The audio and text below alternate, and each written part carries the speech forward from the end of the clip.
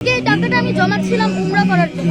জি, কারণ ওই উমরা আল্লাহ যদি আমাকে তৌফিক দান করে তাহলে আমি ইনশাআল্লাহ আবার যেতে পারবো। কিন্তু ওই মানুষগুলোর যদি একবার মৃত্যু হয়ে যায়, কে কে যাবে জান্নাতে, কে যাবে জাহান্নামে, কে হচ্ছে যে কবরে আযাব পাবে, কে শান্তি পাবে, তাকে কেউ বলতে পারে না। আর একটা মানুষের প্রাণ অনেক ভ্যালুয়েবল জিনিস, তার জীবনটা চলে গেলে হয়তো তার পরিবারটাও শেষ হয়ে যেতে পারে।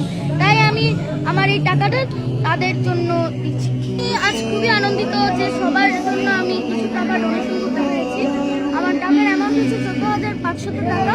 এই অল্প টাকা, এটি যত টাকাই হোক না কেন, অন্তত আমি এই টাকাটা দিতে পেরেছি যে তারা যাতে, যারা দুর্গত রয়েছেন তারা অন্তত যে এই টাকা দিয়ে অন্তত কিছু জিনিস তো কিনতে পারবেন, কিংবা ওই টাকাটা দিয়ে অন্তত কিছু হেল্প তো তারা পাবেন। সেজন্য আমি খুব আনন্দিত। এটা আমার জমানো টাকা, গত 2 বছর বা 3 বছর হয়তো এই সময়ের মধ্যে আমি একটু করে জমিয়েছি।